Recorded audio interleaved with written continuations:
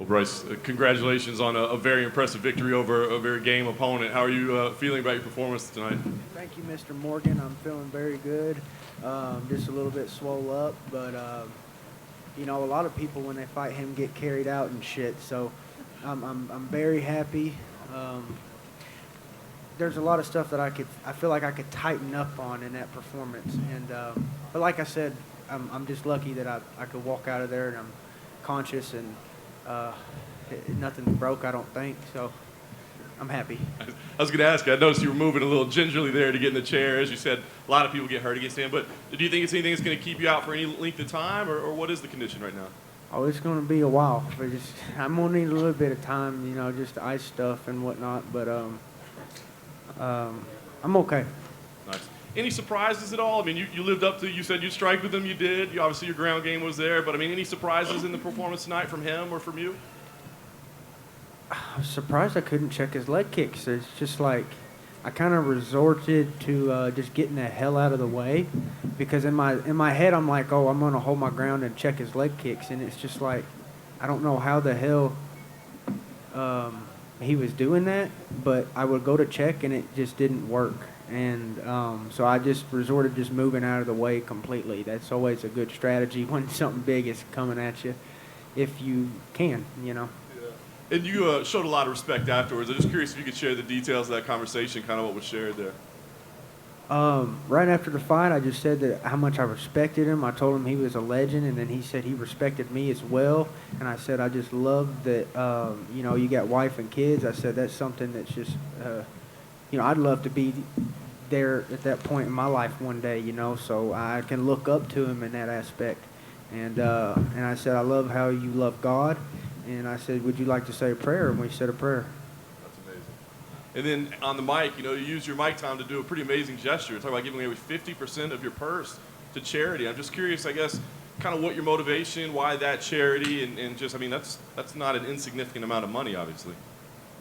Yeah, Dana White came up to me after the fight, and he said, don't give your money. I'm going to give the $45,000. And I'm still going to give some money, you know. But he told me, he said, don't give any of your money. It's going to be mine, and I'm going to take care of it. And I'm still going to do something because I just need to. But there will be more than $45,000. We have people coming out of the woodwork. And so I'm planting a seed, and we're going to watch this thing grow. And, you know, it's all about giving back. Like I said, this ain't going to be about just hurting people. When I'm done, we're going to help people. Why was that charity the one that was important to you? Well, children are some of the most precious things on the planet, brother. I mean, and I see so much evil and wickedness in the world and so much greed and people killing for money. And it makes me sick. I want to do the exact opposite.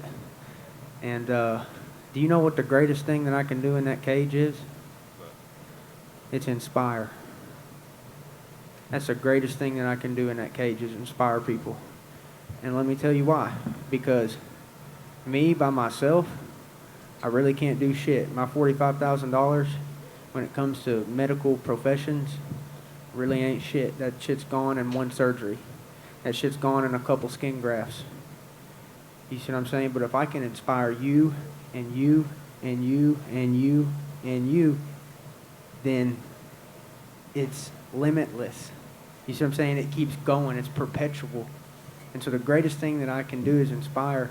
And I really feel like I've done that. And I really feel like I owe that to God.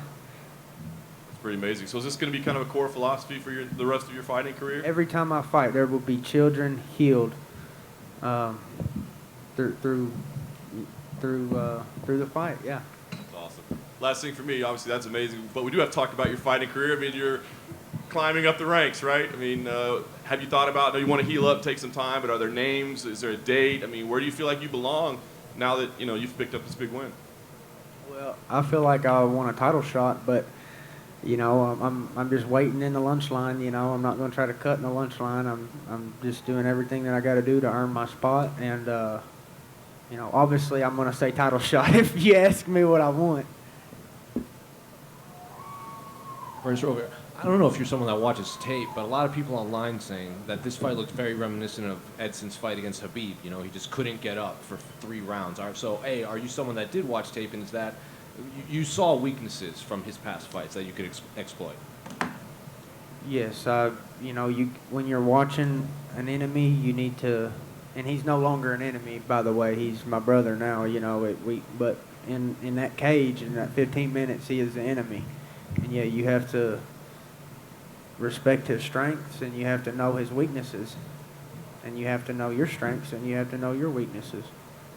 Now that fight week is over. How was this whole fight week experience for you? You were pretty heavily included in the embeddeds. You got a big pop from the crowd. 20,000 people just watched you beat Edson Barboza. So now that it's over, how was fight week? This whole experience for you?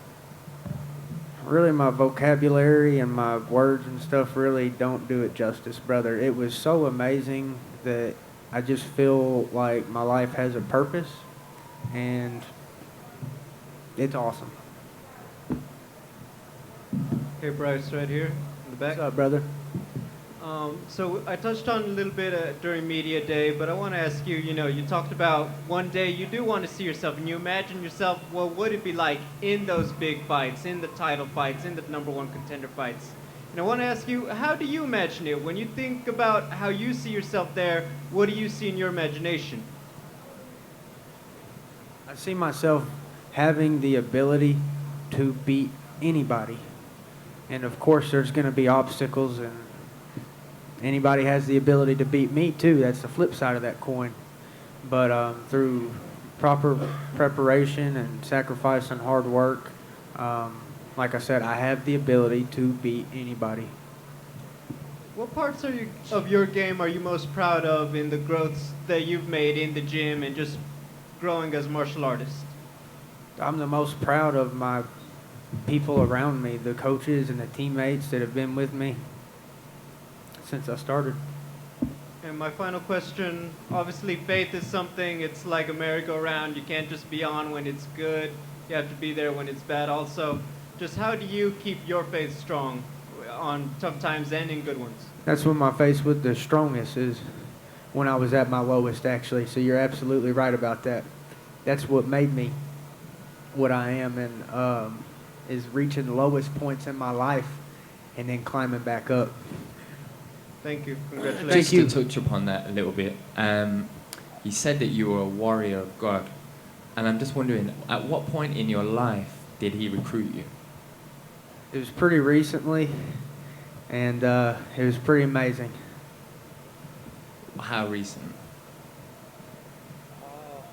Can you tell us a story? Within the last year, and there's a lot of stories with it, but when I get down and I pray and I have proper prayer, there's been multiple times where I just feel like just invigorated by like the Holy Spirit.